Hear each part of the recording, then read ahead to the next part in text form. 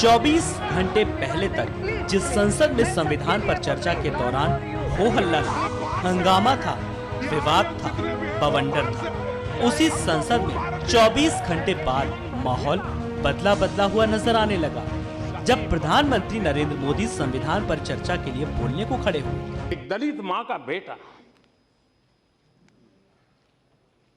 जन्म से जीवन तक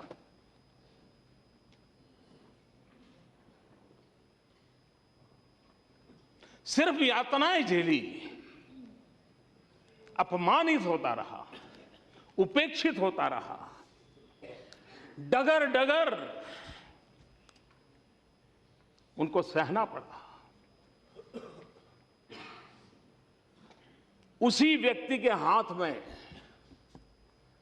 जब देश के भविष्य का दस्तावेज बनाने का अवसर आया तो ये पूरी संभावना होती, वो हम जैसा अगर मनुष्य होता तो, कि वो कटुता, वो जहर कहीं न कहीं प्रकट होता, बदले की कहीं आग निकल आती, कहीं भाव निकल आता। लेकिन ये बाबा साहब आंबेडकर की ऊंचाई थी कि जीवन भर झेला, लेकिन संविधान में कहीं पर वो बदले का भाव नहीं।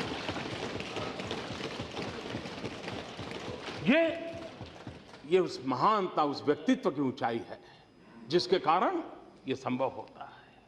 वरना हम सब जानते हैं, हम मनुष्य हैं, हमको मालूम है एक शब्द भी ऐसा चुप जाता है, निकलता नहीं है। जीवन में कितनी ऊंचाई होगी, भीतर की सोच कितनी मजबूत होगी कि उस महापुरुष ने उन सारे जहर को पी लिया और हमारे लिए अमृत छोड़ करके गए। पहली दीवार मोदी ने तोड़नी चाहिए। संविधान में किसी भी तरह के बदलाव की अटकलों को लेकर 1 घंटे 7 मिनट के संबोधन में मोदी ने कम से कम 10 ऐसे मुद्दों पर बात कही जहां विपक्ष सरकार को घेर रहा था। वहां मोदी ने अपने पलटवार की जगह सिर्फ बदला हुआ अंदाज दिखाया। एक से बढ़कर एक स्टॉलवर्ट लोग इस सदन में आकर के बैठे और इस सदन की विशेषता रही। मुझे याद है, मैं जब पार्टी के संगठन का काम करता था तो टीवी डिबेटों में जाना होता था और प्राइम टाइम रहता था। उस समय तो बहुत ही वो मांग रहती थी। एक बार मैं और गुलाम नबी आज़ाद हम लोग टीवी डिबेट में थे। काफ़ी तू मैं चलती थी, स्वाभाविक था वो। लेकिन बाद में जब पूरा हुआ तो हम स्टूडियो में बड़ी मस्ती से चाय वगैरह पी रहे थे। तो उन पत्रकारों से और उनके कोई सीनियर व्यक्ति भी थे, मुझे याद नहीं है, तो गुलाम नबी जी ने बड़ी महत्वपूर्ण बात की। उन्होंने कहा, देखो भाई, आप भले मानते हो हम ऐसे एक दूसरे के दुश्मन जैसे लगते हैं, लेकिन कभी संसद में आके देखिए हम कैसा एक फैमिली की तरह बिहेव करते हैं, कितना अपनापन हमारे बीच होता है। ये कोई मोदी नहीं लाया है, पिछले 50 साल से सबने तपस्या करके लाया है। और इसलिए इन महान चीजों का गुणगान, इन महान चीजों का आदर और इसको और पनपाना, ये एक समय था इस सदन के अंदर तीव्र विरोध हो तो भी एक बार राम मनोहर लोहिया जी ने, सदन में बड़ी ऐतिहासिक बात है, आंकड़ों के द्वारा उन्होंने पंडित नेहरू को यह बताया कि आपकी नीतियां देश के काम में नहीं आने वाली, गलत है। राम मनोहर लोहिया विपक्ष में थे, जम करके बोले, लेकिन गौरव तो इस बात का था कि पंडित नेहरू खड़े होकर के कह रहे हैं कि मैं आपके आंकड़ों को नकार नहीं सकता। ये ऊंचाई थी इस देश में, पंडित नेहरू ने ऊंचाई दिखाई थी। हम सत्यनिष्ठ जो बुद्धि है उसका हम अपने साथियों का गौरव करना होगा। संविधान की उस भावना को हम तभी स्वीकार कर पाएंगे।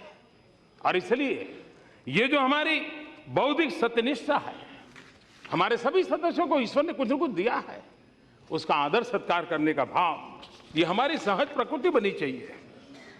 अल्पमत वाले विपक्ष के आगे बहुमत की सरकार का मुखिया हाथ, गले, दिल सब मिलाने को बेताब दिखा।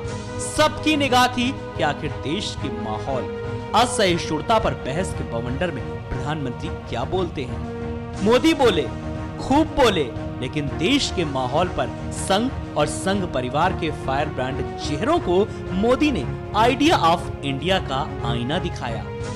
आइडिया ऑफ इंडिया सत्यमेव जयते। आइडिया ऑफ इंडिया अहिंसा परमो धर्म। आइडिया ऑफ इंडिया एकम सद विप्राह बहुधा वदंती। आइडिया ऑफ इंडिया पौधे में भी परमात्मा होता है। आइडिया ऑफ इंडिया वसुधैव कुटुंबकम। आइडिया ऑफ इंडिया सर्व पंथ समभाव। आइडिया ऑफ इंडिया अप दीपो भव। आइडिया ऑफ इंडिया तेन तत्तेन भुंजी था। आइडिया ऑफ इंडिया सर्वे भवन्तु सुखिनः सर्वे सन्तु निरामया सर्वे भद्राणि पश्यन्तु मा कश्चित् दुर्भाग् भवेत्। आइडिया ऑफ इंडिया न त्वं हम कामये राज्यम न मोक्षम न पुनर्भवम कामये दुक्तप्तानाम प्राणिनामाति नाशनम। आइडिया ऑफ इंडिया वैष्णव भजन तो तेरे रे कहिए जे पीड़ पराई जाने रे। आइडिया ऑफ इंडिया जन सेवा ही प्रभु सेवा। आइडिया ऑफ इंडिया सहना भवतु सहना भुनक्तु सह वीर्यम करवावहै।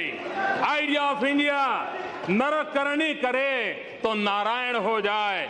आइडिया ऑफ इंडिया नारी तो नारायणी। आइडिया ऑफ इंडिया यत्र नार्यस्तु पूज्यन्ते रमन्ते तत्र देवताः।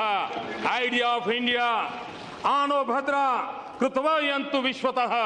आइडिया ऑफ इंडिया जननी जन्मभूमिश्च स्वर्गादपि गरीयसी।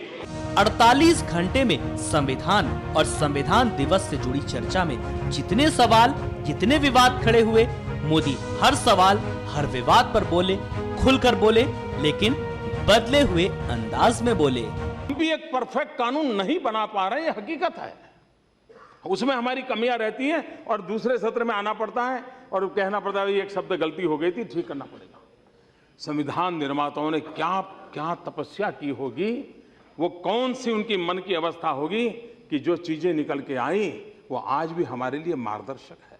और इसलिए ये गौरवगान हमारी आने वाली पीढ़ियों तक पहुंचाना, उनको इससे परिचित करवाना, इन चीजों को उनको जानने के लिए कहना, यह हमारे देश के लोकतंत्र को मजबूत करने के लिए आवश्यक है। सदन के अंदर ही संविधान सीमित हो जाए या सरकार को चलाने का एक डॉक्यूमेंट बन जाए तो मैं समझता हूं लोकतंत्र की जड़ों को जो सिंचित करने का हमारा प्रयास है उसमें कमी रहेगी। और इसलिए भारत के लोकतंत्र को मजबूत बनाने के लिए संविधान की भावना और संविधान के सामर्थ्य को जन जन तक परिचित करवाना ये हमारा दायित्व बनता है। और मैं मानता हूं जिन जिन महापुरुषों ने योगदान किया है उन सबका उल्लेख करते हुए हमने इस बात को करना होगा। For more videos, subscribe, follow and like.